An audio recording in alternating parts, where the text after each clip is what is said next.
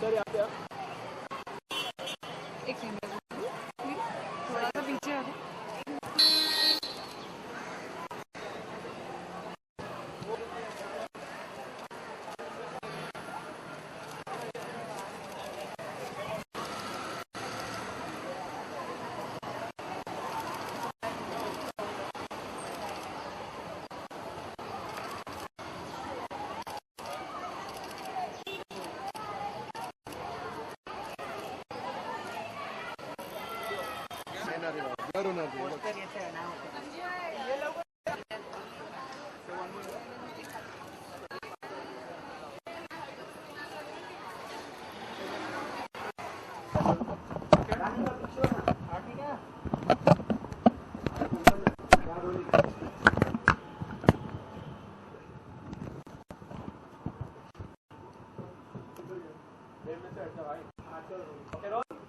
मुझे कहाँ देख के बात करनी?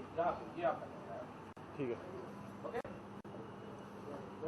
तो एक मिनट, सॉरी थोड़ा सा पीछे आ जाओ, मैं यहाँ ऐसे रहूँगा। हाँ ठीक है। सबसे पहले जुबान के बारे में जानना चाहता हूँ, आपके किरदार के बारे में। जुबान में मेरे किरदार का नाम है दिलशेर। पंजाब को बिलोंग करता है, पंजाब के एक गांव से है। बहुत बड़े सपने लेकर एक बड़े शहर में आता है और कैसे उसकी जर्नी में इन सपनों को पूरा करने की जर्नी में कैसे वो अपनी ट्रू सेल्फ को पहचानता है, अपने आप को डिस्कवर करता है थ्रू म्यूजिक। और म्यूजिक एक ऐसी चीज़ है जिससे वो भाग रहा है, जिससे वो डरता है। तो कैसे कैसी अपनी फियर को फेस करके कैसे वो अपने आप को पहचानता है, ये कहानी और ये कैरेक्टर है। जुबान का ये जो कैरेक्टर है, किस तरह से आपको ऑफर हुआ? जुबान के ऑडिशन के लिए मुझे फ़ोन आया था। हमारे कास्टिंग डायरेक्टर है मुकेश छाबड़ा, उन्होंने फ़ोन किया था कि आपको ऑडिशन देना है इस कैरेक्टर का, तो आप आ जाइए। तो जब मैं ऑडिशन के लिए गया तो डायरेक्टर हमारे मोजेस सिंह खुद ऑडिशन ले रहे थे और along with the team of Mukesh Chhabra. And मुझसे 3 सीन्स करवाए गए हिंदी में। और फिर उसकी क्राइटेरिया ये थी कि जो भी एक्टर सिलेक्ट होगा दिलशेर के कैरेक्टर के लिए, उसमें पंजाबी आनी बहुत ज़रूरी है। तो वो सीन्स मुझसे पंजाबी में करवाए गए। एंड फिर मेरा लगभग 6-7 दिन ऑडिशन चले मेरे। एंड उसके बाद एक फ़ोटो शूट कराया गया सारा जेन डायस के साथ। और उस फोटो शूट के बाद में तकरीबन 7th या 8th डे मैं सिलेक्ट हुआ गया। सारा के साथ काम करने का क्या एक्सपीरियंस था? बहुत अच्छा एक्सपीरियंस था। Sara is one of my most favourite co actors and बहुत मॉडेस्ट है, बहुत डाउन टू अर्थ है। And she is open to improvise on set and play. And आप उनके साथ सीन्स उसके साथ प्ले करते हुए परफॉर्म कर सकते हो। तो बहुत मज़ा आया, बहुत कुछ सीखा एक दूसरे से। तो बहुत अच्छा रहा एक्सपीरियंस सारा के साथ करने का काम। इससे पहले आपने जो फिल्म की थी बहुत ज़्यादा है, आपको इस फिल्म की सबसे खास बात क्या लगी? म्यूजिक के अलावा सबसे खास बात मुझे लगता है इसकी कहानी है, इसका कंटेंट है, जो आई थिंक आज के दौर में कंटेंट ही हीरो होता है, असली मायने में हीरो होता है फिल्म का। तो इसका कंटेंट मैं कहूँगा कि बहुत स्पेशल है, बिकॉज एक बहुत सिंपल सी, बहुत एक ऑनेस्ट थॉट के बारे में बात करती है, जो आई थिंक आज के दौर के सारे युवक, सारे बुजुर्ग, सारे बच्चे कनेक्ट करेंगे कि इट्स नेवर टू लेट कि आप खुद को पहचानिए। कई बार हम एक रेस में दौड़ रहे होते हैं और हमें पता नहीं हम कहाँ जा रहे हैं, शायद हम वो चीज़ें करना नहीं चाहते, हम किसी और चीज़ के लिए बने हुए हैं। And it's never too late to realise that. And जब अपनी ऑनेस्टी को आप पहचान लो, उसके बाद आप अपने ड्रीम्स को फॉलो कर सकते हो। तो आई थिंक ये सबके साथ कनेक्ट करेगी। जब फिल्म रिलीज के लिए तैयार है, आप अपने ऑडियंस से, अपने फैंस से क्या कहना चाहते हैं? मैं बस सबको कहना चाहूँगा, जुबान रिलीज हो रही है 4 मार्च को। बहुत प्यारी कहानी है, ऑनेस्टी से बनाई है, एक बहुत एंटरटेनिंग वे से पेश करने की कोशिश की गई है, अच्छे म्यूजिक के साथ, अच्छे ड्रामा के साथ। तो प्लीज़ अपने परिवार सहित, अपने दोस्तों सहित प्लीज़ आइए, अपना प्यार दीजिए एंड जुबान देखने आइए थिएटर्स में। Thank you so much.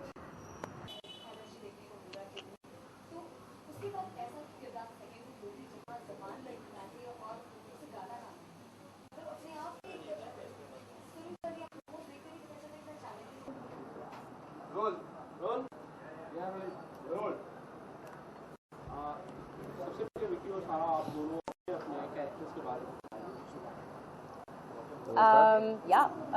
Amira is musician. She's a free-spirited bohemian girl.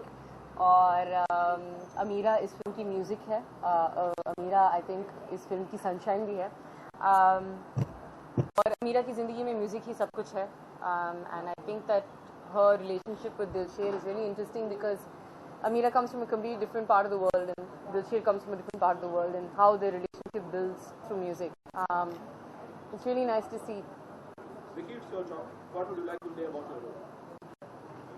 जुबान में मेरे कैरेक्टर का नाम है दिलशर। पंजाब के गुरदासपुर गांव से बिलोंग करता है। कुछ बड़े सपने हैं, उन सपनों को पूरा करने निकला, एक बड़े शहर आया। कैसे इन सपनों को पूरा करने की दौड़ में वो खुद को पहचानता है, खुद की सच्चाई से रियलाइज होता है, वाकिफ होता है। ये पूरी कहानी है। बट इसमें एक बहुत खूबसूरत चीज़ ये है कि ये लड़का म्यूजिक से डरता है, म्यूजिक से दूर भाग रहा है। तो कैसे एक इंसान अपने डर को फेस करते हुए अपनी सच्चाई को जानता है, ये पूरी कहानी है। अभी मसान के बाद जुबान कैसी थी ये फिल्म, क्या था? मुझे जुबान मसान से पहले मिल गई थी। Zubaan was the first film I signed as a lead, and मैंने तकरीबन 60 to 70% ऑफ जुबान मैंने शूट कर ली थी। फिर हमें विंटर्स का वेट करना था, तो उस बीच मसान हुई, मसान शूट की, एंड फिर मैंने जुबान ख़त्म की थी। तो बहुत ब्लेस्ड फील करता हूँ कि ऐसे दो किरदार, ऐसे चैलेंजिंग रोल्स और फिल्म मेरे नसीब में आए हैं so early on in my acting career. तो बहुत अच्छा लगता है कि डायरेक्टर्स आप पे भरोसा रख रहे हैं, क्योंकि आपकी भी ग्रोथ होती है एज एक्टर। तो कुछ सीखने को मिला दोनों फिल्मों से और बहुत मज़ा आया। आसान हर फिल्म के लिए कोई ना कोई होमवर्क करना पड़ता है, ज़्यादातर स्टार्स मेहनत करते हैं। आपने क्या तैयारियां की? इस फिल्म के लिए मैंने एक म्यूज़िक कोर्स किया है, प्रो वोकल कोर्स, जो वोकलिस्ट की कोर्स जो रहता है। मैंने ट्रू स्कूल ऑफ म्यूज़िक में ये कोर्स किया, जो एक्चुअली आशु पाठक जो हमारे म्यूज़िक डायरेक्टर, म्यूज़िक कंपोज़र है, वो खुद ये स्कूल रन करते हैं, and it's an amazing institution. So I did that. I also did about 2 months of choreography training with Uman Geti. And then lots of workshops with Vicky, with Moses, with Mukesh Chabra. Yeah, that was the preparation. आप दोनों से मेरा सवाल है, जब हम promotion की बात करते हैं, एक ही बात को 100 बार कहना, मेरा किरदार ये था, मैं ये किरदार निभा रहा हूँ, मैं ये किरदार निभा रही हूँ, वो कितना थकाने वाला होता है, और प्रमोशन जरूरी भी है। थैंक यू सर ये सवाल पूछने के लिए। Yes, tell me, Vicky. ये थका देने वाला प्रोसेस है, सच बताओ तो बहुत थका देने वाला प्रोसेस है कि आप एक महीने पहले से वही चीज़ बोलते हो, सब कुछ बार बार बोलते हो, वही सवाल होते हैं। पर एक तरीके से बहुत ज़रूरी भी है, क्योंकि आजकल वो दौर है जहाँ जितना इम्पोर्टेंट शूटिंग है फिल्म को करना, उतना ही इम्पोर्टेंट ये है कि वो फिल्म की कहानी, वो फिल्म के बारे में वो नॉलेज ऑडियंस तक पहुँचे। And in a way we are very grateful कि जो हमें जितने हमारे प्रेस इंटरेक्शंस होते हैं, जितने हमारी इंटरव्यूज होती हैं, जितनी बातचीत होती है, क्योंकि वी हैव रियलाइज कि अब प्लेटफॉर्म इतना बड़ा हो चुका है मीडिया का कि आपको ज़रूरी नहीं कि आपने एक जगह इंटरव्यू देती वो हर जगह फैल जाएगी, आपको हर जगह अपनी बात पहुंचानी पड़ेगी। तो आई थिंक ये ट्रेनिंग है एक किस्म की, एंड जितना थका देने वाला है उतना ही वो मज़ेदार भी हो जाता है, क्योंकि आप जितनी बातें करते हो फिल्म के बारे में, उतना आप खुद भी जानते हो कि अच्छा हाँ ये भी मैंने किया था, कई बार भूल जाते हो कि हाँ ये भी मैंने किया था। तो एक आपको भी वो दौर वापस जीने का मौका मिलता है कि अरे यार ये हुआ था, फिर वो हुआ था। तो मजेदार भी है ये at the same time. What is the negative and positive side of promotion? Well, the positive side being that everybody hears the film, and if they have any questions about what it's about and things like that, and especially for films that people, let's say, consider to be smaller films, it's really helpful because it helps you reach so much of a wider audience. I think that if there's a negative side, I believe that any publicity is good publicity. So I don't really know the negative side to it actually. देखिए मसान के बाद एक खास तरह की उम्मीदें बढ़ जाती हैं और अवार्ड वगैरह भी आपको मिल गए हैं। Please make me correct if I am wrong anyway. तो वो as an actor, as an individual कितनी ज़्यादा बड़ी बढ़ जाती है। और जब जुबान में बात करता हूँ, जिस तरह से फिल्म का प्रमोशन अब तक होता आया है, एक हाइप क्रिएट हो गया है, वो म्यूजिक की बात हो, चाहे वो ट्रेलर की बात हो, चाहे वो टीजर की बात हो। Are you nervous about this? The expectation is really high. नहीं, मैं एक्सपेक्टेशंस को एक बहुत हेल्दी वे से लेता हूँ।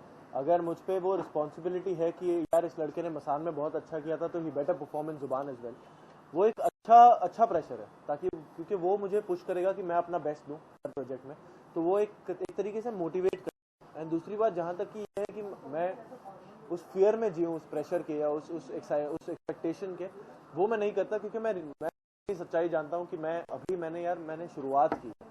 ये बच्चा गलतियां भी करेगा, ये बच्चा करते हुए सीखेगा। तो मैं फेलियर से नहीं डरता, मैं गलतियां करने से नहीं डरता। तो गलतियां होंगी तो मैं गिरूंगा, फिर उठूंगा, फिर चलूंगा। तो लाइफ है, चलती रहेगी। आप खड़े होगे, आप गिरोगे, चलोगे। तो वो एक्सपेक्टेशंस को आप सराखों पे रखिए, उनसे आप खुद ग्रो होइए, क्योंकि आपको कहीं ना कहीं ये फोर्स करेगा कि खुद के बाउंड्रीज पुश करके अपना बेस्ट निकालने का। तो I think I am thankful to that, and वो अच्छा है कि वो एक्सपेक्टेशंस हो. Okay, you belong to a family which is one last question let me ask you. जब मैं आपकी बात करता हूँ सॉरी संजय रवि, जब मैं आपकी बात करता हूँ अलग फिल्मी बैकग्राउंड से ही आते हैं आप. मैं आपके फादर का अगर जिक्र करूँ, it was always there in your mind to be an actor. नहीं, मैं हमेशा से बचपन से स्टेज पे एक्टिव था, चाहे वो सोसाइटी का कोई छोटा सा फंक्शन हो या कॉलेज हो, स्कूल हो या थिएटर हो. मैं एक्टिव था स्टेज पे, but not with the intention कि मुझे एक दिन एक्टर बनना है या सिनेमा का हिस्सा बनना है. मैं करता था क्योंकि मुझे मज़ा आता था, मुझे अच्छा लगता था वो करना. मैं बहुत ही शर्मीला सा लड़का था, तो मुझे स्टेज वो प्लेटफॉर्म देता था कि आ भाई बेशरम हो जा, तो मुझे बहुत लिबरेटिंग एक्सपीरियंस लगता था. उसके अलावा पढ़ाई पे ध्यान था, क्रिकेट पे ध्यान था, और फिल्में देखने में बड़ा रुचि थी मेरी. तो यही करता था. साइंस ले ली, इंजीनियरिंग करनी शुरू कर दी. तब तक मैंने कभी ये आगे ध्यान नहीं दिया कि आगे ज़िंदगी में क्या करना है, जब तक कि एक पल आया इंजीनियरिंग में जहाँ मुझे ये रियलाइज हुआ कि नहीं यार, ये मेरे लिए नहीं बना, 9 to 5 के लिए मैं नहीं बना शायद. तो तब मैंने पहली बार अपने आप से पूछा था कि क्या करना चाहता है, तो क्या तुझे खुशी देता है. तो उन सब सवालों के यही जवाब था जो सबकॉन्शियसली एक परफॉर्मर अंदर था, वो शायद बाहर आया. एंड मैंने खुद से कहा कि यार इसे करियर बनाता हूँ, इस बारे में. उस टाइम में मैंने तब सोचना शुरू किया था. एंड मैं सेट्स पे जाने लगा पापा के साथ. तो वहाँ पे मैं देखता था असिस्टेंट डायरेक्टर है जो हर काम कर रहा है, हर डिपार्टमेंट के साथ जुड़ा हुआ है. मैं फिल्म मेकिंग समझना चाहता था, क्योंकि मैं कभी फिल्म सेट पे नहीं गया पापा के साथ, क्योंकि वो रुचि नहीं थी. कभी मैंने वो नहीं था कि हीरो को मिलना है, हीरोइन को मिलना है, सेट पे जाना है, फिल्में देखनी है, वैसा कभी नहीं था. पापा ने भी हमेशा अलग रखा था फिल्मों को और पर्सनल लाइफ को. धीरे धीरे फिर मैंने इसी लाइन में तैयारी शुरू की, एक्टिंग कोर्स किया, थिएटर किया, असिस्टेंट डायरेक्टर था गैंग्स ऑफ वासेपुर में अनुराग सर के साथ. तो it's been a journey of 6 years.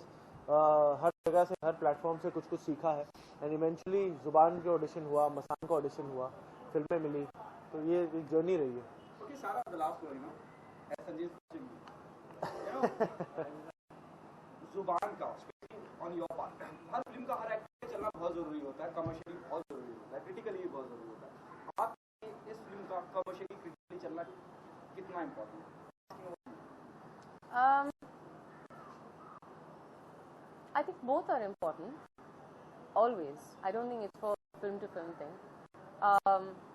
But personally speaking, I think as an actor, I maintain that I can't control what the critics or the box office will say/produce. So I don't think I put that pressure on myself of saying this is important, that's important. What's important to me is to be present when I perform. After that, I can't control anything. So I don't really give that much importance. Okay, what message do you want to give to the audience? Why they come and be a part of Zuban whenever it's getting? We would just want to say that Zuban is a film made with a lot of honesty and with a lot of hard work, and we're trying to convey a very simple thought of finding your true self, but in a very entertaining way, in a very musical way, with lots of drama also. And yes, we just hope that you would come in good numbers on the 4th of March when the film releases, and we are Come with friends and family, family, children and uncles and aunties and everybody. everyone, and looking forward to seeing you in the theatre halls.